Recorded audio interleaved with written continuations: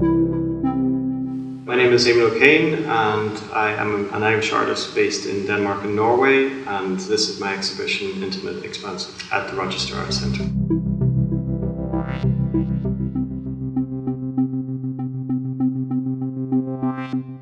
I like to work site specifically in the spaces that I work in. What I'm interested in this new commission is to maybe make more direct comments about the notion of a built environment and about the notion of idea of a model and an idea of building blocks of a society or building blocks of an environment.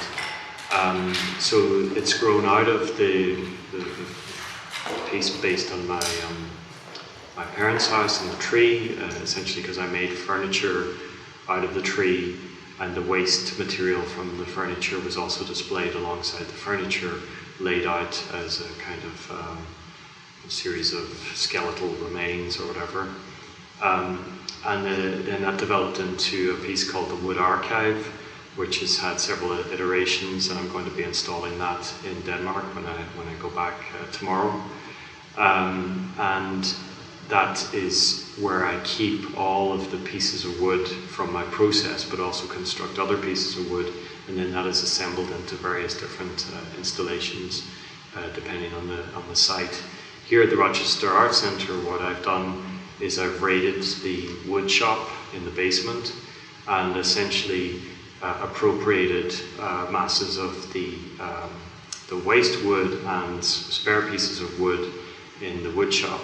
And the piece is called Tabula Rasa, a clean slate, and essentially the idea is that it is a way of engaging with the processes that have occurred in this wood shop, linked into the idea of cultural production, the idea of producing the mechanisms of display, producing the artworks themselves in that space, and dealing with the histories of that, but starting it afresh, starting with the idea of the model at the center and all of these fragments out and around it.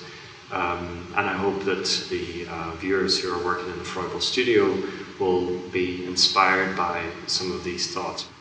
Part of the exhibition also, which I'll come to later, is based on a study called the Baum test, which is a tree test, and that is those trees were exhibited in San Francisco when I exhibited these paintings based on the 10 architects.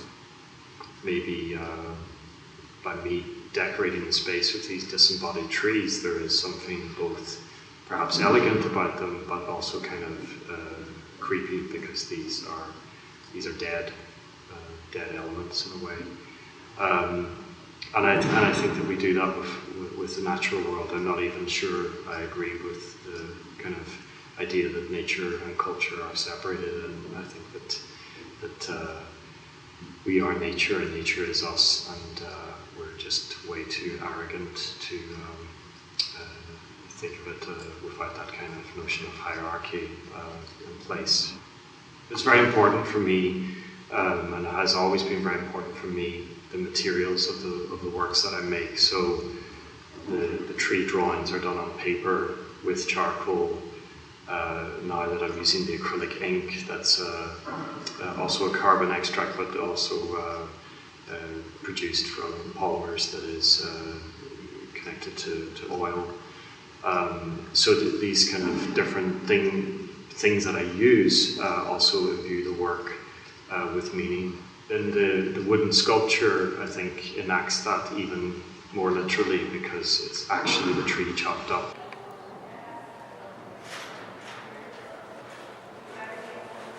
I did grow up in the countryside and in a place which was surrounded by trees, and we could sort of run free within the sort of 10-acre boundaries.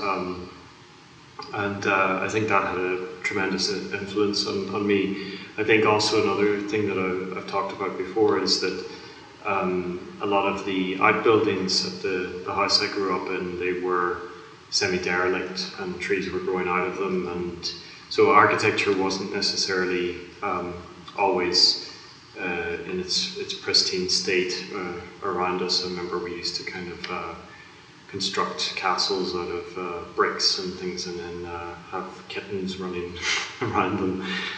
So sort of animals and the natural world were very present in my upbringing.